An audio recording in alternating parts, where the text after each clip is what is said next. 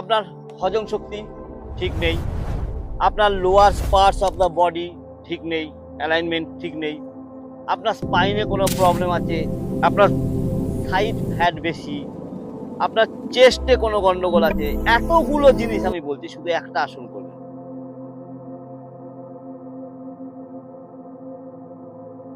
which is called triangle pose, ত্রিকোণা আসন। লম্বার দিকে আপনার একটা পা রাখবেন, বা পা রাখলাম প্রথমে, আর চওড়ার দিকে পাটা এরকম চওড়া রাখবেন। আপনার এই হিলটা এই পায়ে ঠিক মাঝ বরাবর যাবে, ঠিক আছে? এই যে দাগটা দেখুন, এই হিল এই পায়ের মাঝ বরাবর থাকবে। হাঁটু টান টান, বডি সোজা, আর আস্তে আস্তে আস্তে আস্তে আস্তে আস্তে তুলবেন। যে পাটা আপনার লম্বায় আছে সেই দিকে আপনার দৃষ্টি থাকবে।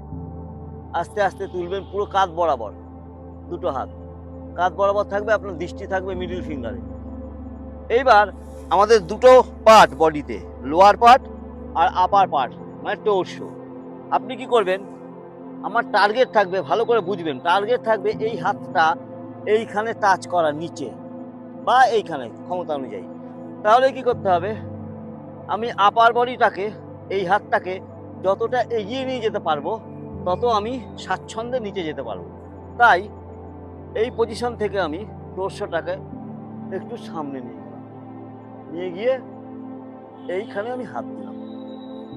একটা জিনিস খেয়াল রাখতে হবে আপনাকে, কখনোই এটা ধরার জন্য আপনি সামনে ঝুঁকলে হবে না, কিন্তু তাহলে অ্যালাইনমেন্ট নষ্ট। আমি আগেই বললাম, উইথ অ্যালাইনমেন্ট যদি আপনি আসনটা করতে পারেন, অনেক উপকার পাবেন।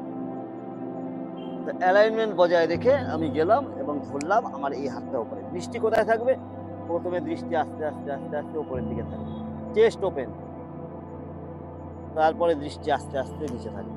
শ্বাস কি প্রশ্বাস কি হবে, আমি যদি শ্বাস প্রশ্বাসের কথা বলি, তাহলে যখন উপরে উঠবো তখন শ্বাস নেব, হোল্ড করেছি ব্রিথ, শ্বাস ছাড়বো, টোর্সো এগিয়ে নিয়ে গেলাম, এই ধরলাম, আস্তে আস্তে হাতটা উপরে তুললাম,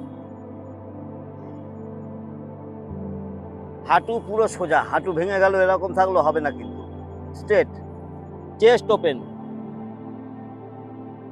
কোর এনগেজ, উঠে আসবে।